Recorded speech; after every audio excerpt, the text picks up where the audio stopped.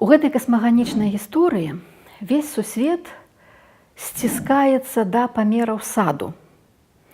І все адбываецца ў эдэнскім садзе.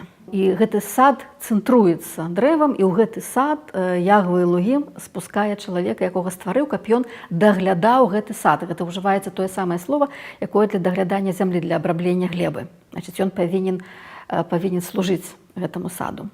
Чалавек проста там апынаецца. І Бог дае яму загад, дазваляе яму глядзець на все дрэвы ў садзе, якія прывабныя на выгляд і добрыя для ежы, гаворачы, што вось толькі з дрэва веды добра і зла не еш, таму што ў дзень, калі з'ясі яго, смерцю памрэш. Чалавек ніяк не рэагуе на гэтыя словы. Можна уявіць сабе, што ён проста прымае тое, што ён Бог гаворыць, і паслухмяна жыве так, як ён і мусіў жыць. Але Бог не задаволены. То есть чалавек утварае свой нейкі утульны космас, які абмежаваны садам.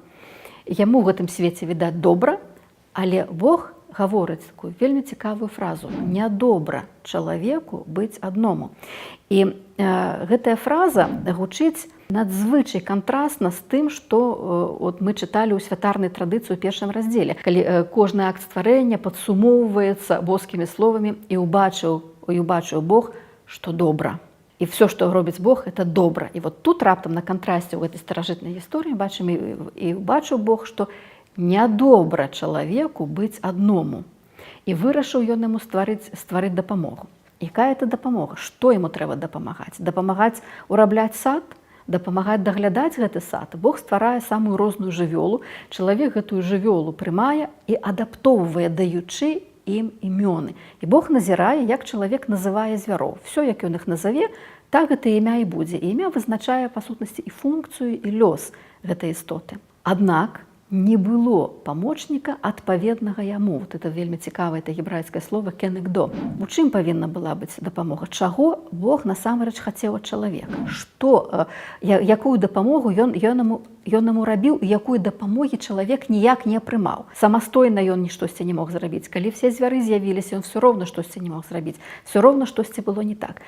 Ці хацеў Бог, каб чалавек сапраўды хадзіў вечна па гэтым садзе, даглядаючы гэты сад, ці было ў Бога некае жаданне, каб чалавек зрабіў выбар, які будзе парушаць ягоны загад не есці з дрэва веды добра і зла. Вот гэтыя складаныя матывацыі Бога ствараюць другі такі як бы ценевы сюжэт гэтай гісторыі. І ў гэтым другім сюжэце змей будзе гаварыць голасам Бога, жанчына будзе набываць новыя функцыі. І сюжэт сапраўды размыкаецца вот з гэтых межаў гэтаму сада і выходзіць вот на нейкі такі велізарны, такі базавы, пракаветны чалавечы сюжэт, які гаворыць пра тое, што значыць быць чалавекам, што такое чалавек у гэтым свеце. Вот жанчына, якая станецца з гэтай дапамогай адпаведнай яму, это кенегдо, Бог стварае з самога чалавека. Гэта не ёсць цалкам новы твор, гэта ёсць працяг стварэння.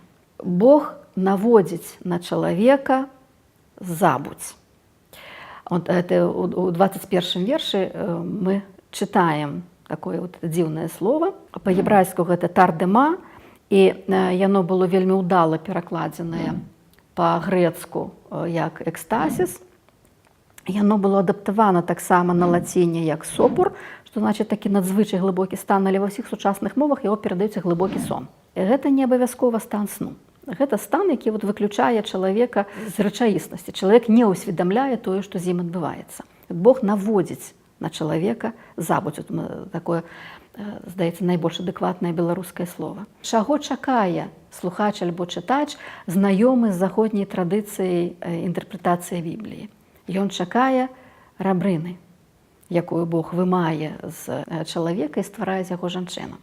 Рабрыны ў гэтым тэксце няма. Слова цела, якое тут ужываецца, тое, што Бог взяў з чалавека, взяў адзін з цела ягоных, сустракаецца ў Бібліі некалькі разоў, і кожны раз ён азначае бок. Найчасцей гэта архітэктурны тэрмін, гэта бок храму альбо ахвярніка. Это значыць, калі ўсяго толькі два бакі ёсць, правы бок і левы бок у ахвярніка, адзін бок і другі бок. Альбо ўжываецца, напрыклад, як бок узгорка. Вот адзін з бакоў узгорка. Пад адзін з бакоў звычайна маецца на ўвазе, што тых бакоў два. Ну, альбо так вот можна сабе ўявіць такую скругленую структуру. І 21 верш гаворыць, што Бог узяў адзін з бакоў ягоных і збудаваў яго у жанчыну. То есть ужывае дзеяслоў зноў-такі з архітэктурнай лексікі, з будаўнічай лексікі, ён збудаваў жанчыну. І тады касмаганічная карціна цалкам іншая. У чалавека дзесьці было магчымыя два бакі, але яны былі разам, і цяпер гэтыя бакі з кожнага боку ствараецца штосьці самастойнае. Адзін з бакоў ператвараецца ў жанчыну. І жанчына ўжо робіцца той дапамогай, якая адпаведная чалавеку. Канешне, чалавек яе вітае радасна, ён яе пазнае, калі Бог прыводзіць да яго жанчыну, гаворыць: «Вось яна нарэшце, костка ад костак маіх і цела ад цела майго. Яна будзе звацца жанчыною, бо з мужчыны была ўзятая яна. Таму пакіне мужчына бацьку свайго і маці сваю, і прылепіцца да жонкі сваёй, і будуць адным целам». І ў гэтай гісторыі мужчына, чалавек успрымае жанчыну, бачыць як сваю частку, але жанчына ў гісторыі будзе выконваць сваю самастойную функцыю. Яна будзе незалежным суб'ектам, які якраз і зробіць той лёсавырашальны выбар, які цалкам зменіць сітуацыю ў чалавечым існаванні і, адпаведна, сітуацыю ў сусвеце.